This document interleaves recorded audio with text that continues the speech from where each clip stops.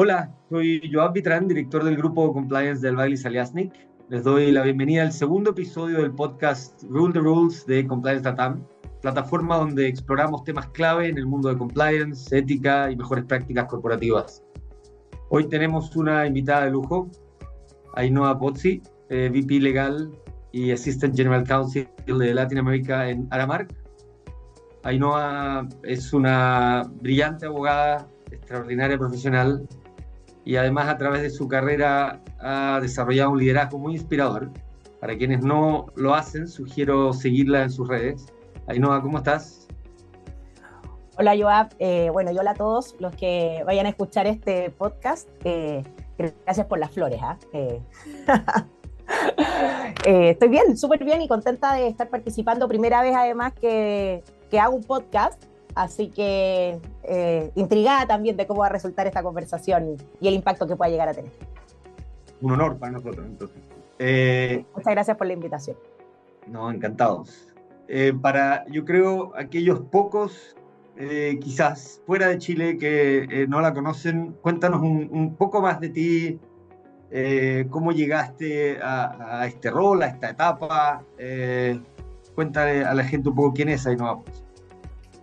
Bueno, soy una abogado de 42 años, madre de una hija exquisita que está por cumplir 3, viña marina de origen, y me vine a trabajar a Santiago ya después de haber terminado la universidad.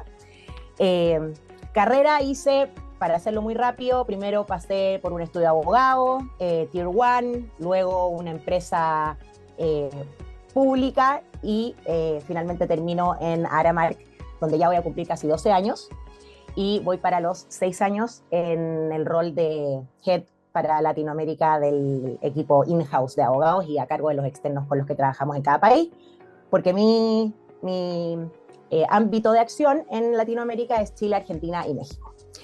Eh, Algo de mí que no sea tan legal o profesional, y bueno, y es verdad que quizás esto yo lo repito harto, pero porque conecta mucho con habilidades que siento yo que son necesarias en la vida profesional y que me han servido para este desarrollo de carrera, eh, que es que fui seleccionada nacional de gimnasia rítmica del Team Chile por muchos años, campeona nacional en reiteradas ocasiones. Me tocó viajar a competir afuera representando al país, entrenar en España. La verdad que una vida, otra vida, muy distinta a la de luego estudiar Derecho y transformarse en ser abogado, ¿no? Pero hay cosas que son totalmente habilitadoras y que se traspasan de manera muy natural, y que yo he procurado conservar. Temas de foco, resiliencia, disciplina, determinación, saber priorizar, organizar, y sobre todo temas de autogestión emocional y autoconocimiento que al final del día, si uno los desarrolla lo antes posible, luego te permiten tener muchas más herramientas y habilidades blandas, tanto para gestionar tu propio desarrollo profesional como si es que tienes un rol de liderazgo, poder trabajar ese perfil y trabajar con tu equipo y las personas a las que tú impactas. Yo tenía un comienzo un poco más quizás técnico, pero como siempre, cuando hablas y cuentas un poco del contexto y de tu camino, es tentador profundizar en todas esas capacidades, habilidades y lo que has construido de nuevo, no solo como profesional, sino como líder. Entonces quiero detenerme un poquito ahí o quizás invertir y preguntarte eh, qué consejos das hoy o piensas hoy, o más bien si tuvieses que ver a la Ainhoa Pozzi que conocí en la práctica en la Corporación de Asistencia Judicial, ¿qué consejos le darías hoy día? Mira, es súper lindo forzarse durante el tiempo a hacer ese look back, ¿no? Que a veces nos cuesta porque la vida pasa muy rápido y hay poco tiempo, pero le he dado harta vuelta y he tenido oportunidad de compartir estos consejos, podríamos decir, con mucha humildad. Eh, y lo primero es que sean valientes y confíen en aquello que los hace a todos únicos, ¿no? Yo soy muy valoro mucho el tema de la autenticidad y que cada uno se crea su propio cuento, ¿ya? Todos podemos tener una misma profesión, pero cada uno tiene su particularidad y eso tiene un valor. Y uno lo tiene que tratar de cultivar. Ser íntegros, y esto tiene mucho que ver con la ética y el compliance, ¿no? Ser íntegros y vivir en sintonía con los valores personales. Y ahí eso no solamente en la vida personal, digo, sino que también buscar un trabajo que se alinee con la visión de vida. A mí no me hace sentido trabajar en una compañía, por ejemplo, donde los valores se predican y no se practican, donde yo no me siento cómoda con ese mensaje, con esa misión, con esa visión. Creo que cuando estás alineado como profesional en tu ámbito laboral, a ese nivel valórico, ético, de integridad, tú haces las cosas de mejor manera y te sale natural, ¿no? No es algo forzado. Tener mentalidad de crecimiento, esto en oposición a esta mentalidad fija, ¿no? Es decir, ver los obstáculos como oportunidades, salir de la zona de confort, fijarse metas, objetivos, que sean claros y desafiantes. El valor del trabajo, y eso es algo que es un poco quizás obvio, pero yo valoro mucho el trabajo duro, un poco a la antigua, y bien hecho, ¿no? Ser confiable, ser responsable. Y al final esto es que lo que hagas te importe. Que te importe el trabajo y que te importe las personas con las que trabajas y a las que impactas con tu trabajo. Al final ese cariño que uno tiene por lo que hace y por las personas es lo que hace la diferencia al final del día, ¿ya? Y ya quizás avanzadas un poco más o avanzados durante la carrera, yo creo que hay que salir al mundo. ¿Qué quiero decir con esto? Que ya cuando estás de alguna forma consolidado, ya sea como profesional o en tu rol, hay que sacar la cabeza del agua. Y existe un mundo afuera, donde tú puedes impactar y dejarte impactar, donde hay espacio para influir, ocupar tu rol para expandirte, ¿no? Como fuera de esos límites que generalmente cuesta salir, que es el trabajo diario, ¿no?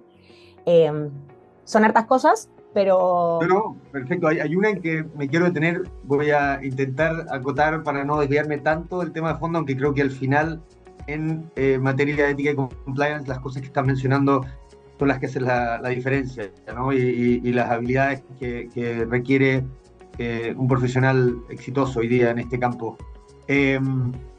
A ver, ¿cómo ves en este mismo sentido, pensando en las cosas que mencionabas como importantes, y conociendo las realidades de algunas compañías que tienen dificultades a la hora de integrar distintas generaciones, en el tema de esta cultura que tiene estos ámbitos que mencionabas?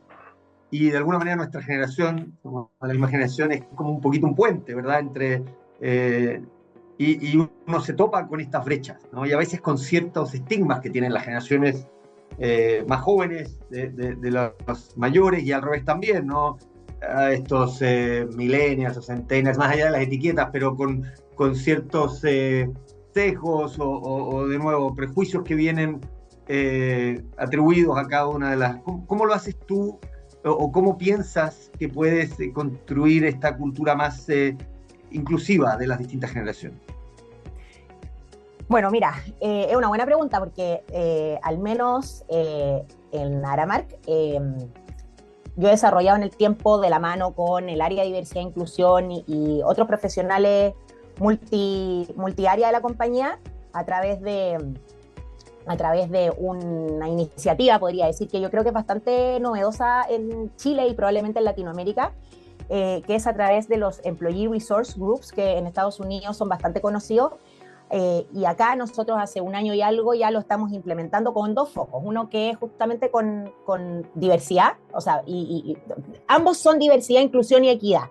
Uno claro, con foco en discapacidad y el otro con foco en género, liderazgo femenino, etc. Entonces, al final, el tema diversidad, inclusión, equidad es súper amplio, ¿no? Porque es generacional, es de género, diversidad sexual, hoy día tenemos que hacernos cargo y la verdad que ninguna tarea dentro de una organización pequeña o grande pienso que se puede realizar de manera sostenible y efectiva si tú no tienes considerado estos elementos, pero integralmente, ¿ya? Y eso hay que trabajarlo, y la forma de trabajarlo es también con todos, ¿no? Es como el respeto.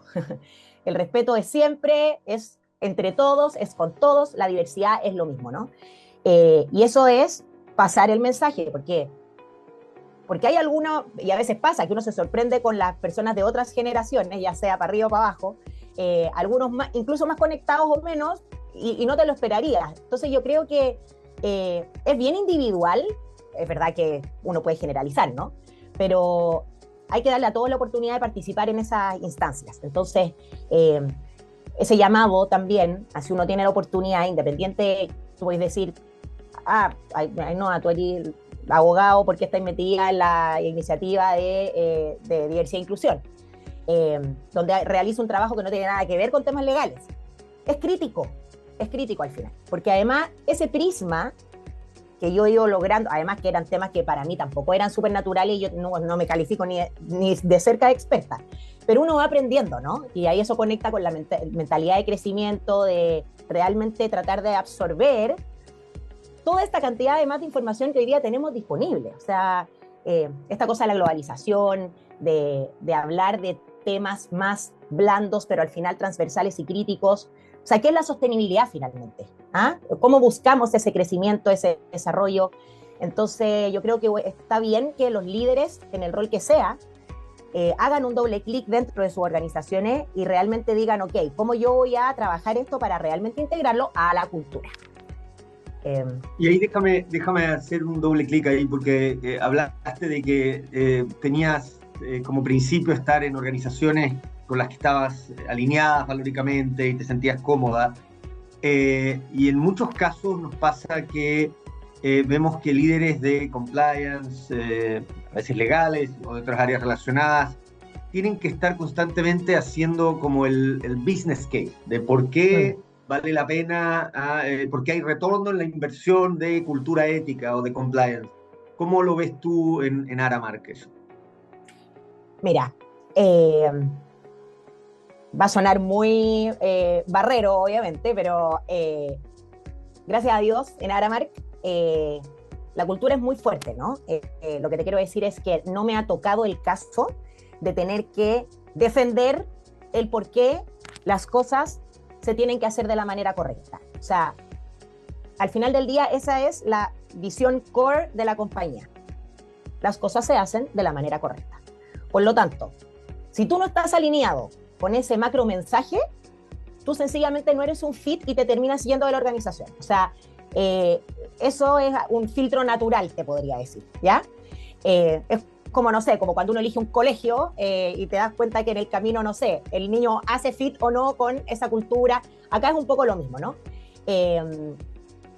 Entonces, en mi experiencia personal, no he tenido que hacer tanto el push, pero sí hago un refuerzo junto con las demás áreas que trabajan conmigo en este modelo quizás un poco sui generis que tenemos en Latinoamérica para manejar los temas de compliance. Entonces, entre todos te podría decir que formamos este comité de ética y que impulsamos la cultura, ¿no? Y trabajamos activamente en el tema de compliance específicamente. Sí defendemos los puntos, o más que defenderlos, los ponemos sobre la mesa para que a nadie se le olvide que esto no es solamente porque está la macroindicación valórica de que las cosas se tienen que hacer bien, ¿no? Y que existen penalidades y sanciones a las que nos exponemos en caso que no. Porque la gracia no es, es que como ahora tengo una sanción, entonces ahora lo voy a hacer bien. No, esto es siempre. Esto es cuando nadie te está mirando, ¿cierto? Esto es, es harto de sentido común, más capacitación, más, ¿no? Pero tampoco el compliance y la cultura ética es algo demasiado sofisticado y tirado de las mechas como que alguien no pueda entenderlo. Eso es lo que te quiero decir. No es algo técnico, duro, ¿no? No es física cuántica. Entonces, bueno, yendo a cuáles son retorno a la inversión y cuáles son los impactos que sí o sí tiene tener una cultura ética, hacer las cosas de la manera correcta, yo te diría que en términos generales, cosas que son transversales, hay un aumento de la productividad. O sea, las personas que se sienten, que trabajan en una empresa que los cuida, que está preocupada de ellos a nivel integral, una empresa donde tú te sientes seguro porque sabes que puedes recurrir a las personas en caso de que tú tengas un problema. Digo, seguridad personal, ¿ya? Física, psicológica, donde existe transparencia en la comunicación, donde tú eres capaz de expresar una molestia, levantar la mano, donde no existe temor reverencial, donde no existe la represalia. Eso hace personas que trabajan con tranquilidad, que no tienen esta preocupación aquí en el back office de su cabeza, ¿cierto? Reduce la ansiedad, son personas entonces más comprometidas y por lo tanto más productivas y eficientes. O sea, de eso no hay duda, ¿ya? Obviamente hay un fortalecimiento de la imagen y la reputación de la organización, ¿no? Y también de sus líderes. Y esto es básicamente no solamente no tener yayitas o sanciones, ¿cierto? Públicas o judiciales, pero también es reputación hacia tus propios empleados, que creo que eso es súper importante. Y uno de los valores de Aramark está justamente enfocado en ser el empleador más respetado, ¿no? O sea, que tú te sientas orgulloso de trabajar dentro de la organización que trabajas. Nosotros tenemos alrededor de 400.000 trabajadores a nivel global. En Latinoamérica rondamos entre los 28.000, los 32.000, es un número que se mueve. O sea, tenemos muchas personas dentro de la organización. Entonces, estos son al final del día los desdes, ¿no? Trabajar con personas y querer impactar en el mundo y tener un crecimiento sostenible que sea rentable, que sea sano, esa sanidad de ese crecimiento, de ese desarrollo del negocio, tiene una gran pata puesta en el compliance, la ética, la integridad. Entonces, estamos claros que vale la pena, ¿no? Ahora la pregunta y del millón quizás es ¿cómo lo logramos? Concretamente, si nos puedes dar un par de ideas, ¿cómo Aramark incentiva esa cultura ética, ese compliance en sus colaboradores y en sus líderes? Sí. Mira, hay cosas muy desde lo formal, ¿no? Que me imagino que hoy en día, sea una compañía local o multinacional, se están haciendo, que son en el fondo como los desdes, ¿no? O sea, tener entrenamientos, capacitaciones, charlas. Nosotros en nuestro caso además tenemos certificaciones anuales, todo el trabajo que se hace al momento de la inducción de un trabajador. Luego, no sé, temas comunicacionales como por ejemplo newsletters, hacer justamente podcast, desarrollar herramientas. Nosotros tenemos un bot de compliance, entonces la gente puede hacer autoconsultas, tener realmente desarrolladas las líneas de denuncia, protocolos claros y efectivos, ¿cierto?, de investigación, que la gente de verdad se dé cuenta que si es que hace una denuncia, esto se toma en serio y hay una resolución, ¿no?, en tiempo y forma. Por otra parte también el efecto ejemplificador de aquellos casos que han ido en contra, ¿cierto?, de nuestras políticas. Nosotros tenemos una súper robusta política de conducta de negocio, que es global. También es súper importante, o sea, decir, oye, ojo, acá, muy bien en chileno, nadie se las lleva peladas, ¿ya? O sea, de verdad hay sanciones en el caso de que, y da lo mismo quién seas, del CEO global para abajo, esto es la misma regla para todos. Entonces, consistencia en el mensaje. Otra cosa que todos hemos escuchado, que es el tone from the top, ¿no? Pero de verdad, o sea, que esto se haga vivo, ¿no? Y entonces, ser consistentes, no hacer distinciones. Eso te diría que quizás cosas muy generales y que yo creo que no es novedad para nadie, pero bien hechas, con consistencia, con periodicidad, con revisión, actualización. Ahora, obviamente que el desafío, te diría yo, regional, y en este caso particular mío, al tener 3 países distintos, mira, viste, te leí la el desafío se agudiza, podríamos decir, cuando tienes que decir, ok, ya, entonces ahora esto que suena teóricamente muy lindo, me va a funcionar tal cual en Chile, en Argentina, en México, que es mi realidad. Y claro, y ahí hay un desafío, ¿no? Y el desafío, yo trataba de pensar cuáles eran los 3 elementos más importantes. Me parece que lo primero es saber lidiar con la cultura local. Y para saber lidiar con la cultura local tienes que tratar de entenderla en profundidad, ¿no? Tanto lo que es la regulación, obvio, pero también cuál es, por ejemplo, la confianza, efectividad de las autoridades. Luego, mantener una consistencia regional o global, ¿cierto? Que era lo que te decía, que a mí me ha servido, ¿no? Porque, por ejemplo, podríamos tomar como ejemplo justamente lo que está pasando Chile versus un Argentina y un México. En Chile tenemos esta nueva ley de delitos económicos, ¿no? Y entonces hay que hacer un trabajo muy específico en relación al cumplimiento de esa ley de corte penal que ataca el tema del compliance en general.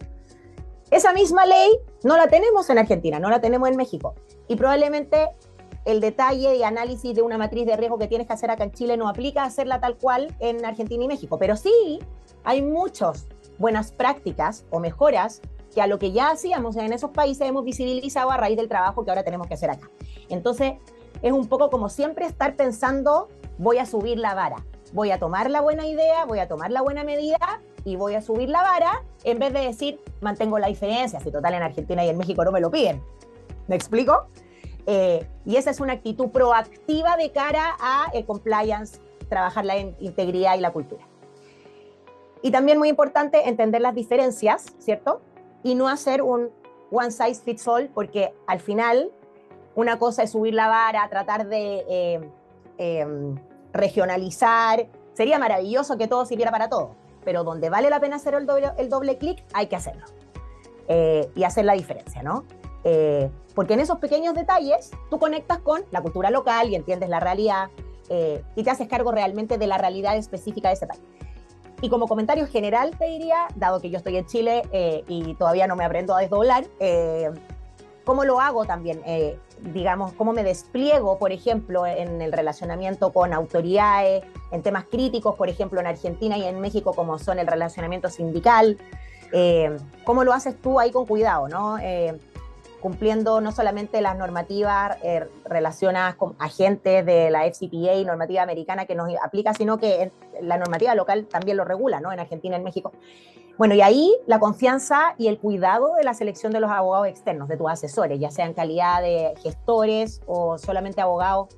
Creo que al final estos gestores de intereses, estos terceros que hoy día también están mencionados en la legislación acá, adquieren cada vez más relevancia y hay que realmente ir al dedillo de entender exactamente cuál es el trámite que vas a hacer, con qué autoridad, qué le vas a decir y tomar las precauciones que correspondan. Pero tienes que buscar, y volviendo a los valores, tienes que trabajar con asesores externos que sean alineados a tus valores, a tu política de conducta, independiente que si quizás no se comporten así con otro cliente, tú al menos tener la tranquilidad que contigo van a hacer las cosas como si tú estuvieras detrás de ellos. Porque al final son como un brazo que se extiende, ¿no? Entonces eso tiene que ser desde la forma y del fondo. Ojalá, ese es el mundo ideal. Ainhoa, podría hacerte 10 preguntas más y seguir conversando horas, pero nuestro equipo de marketing y comunicaciones va a mirar muy feo. Pero vamos a dejarte invitada para una segunda parte, porque de verdad creo que, de nuevo, solo desearte que continúes esta travesía extraordinaria que es tu carrera y que continúes inspirando a hombres y mujeres a ser profesionales íntegros y que generen impacto positivo para hacer de esta sociedad y país y, por qué no, del mundo también uno mejor. Muchísimas gracias por estar acá. Y decir que a los espectadores no se olviden de seguirnos en LinkedIn, en Instagram como Compliance Latam. Todos invitados también a visitar la página compliancelatam.legal. Tenemos ahí material de interés como guías comparadas en distintos ámbitos de compliance que pueden descargar a través de la sección ebook. Y les comentamos que el día 4 de diciembre realizaremos nuestro primer encuentro presencial de Compliance Latam en Montevideo. Este foro es una gran oportunidad y esperamos que se puedan sumar No olviden compartir este episodio. Nos vemos en el próximo para seguir conversando sobre compliance y promover mejores prácticas, recomendaciones con líderes tan notables como Ainhoa. Muchas gracias nuevamente y hasta la próxima. Muchas gracias a ustedes, gracias Compliance Latam también. Nos vemos.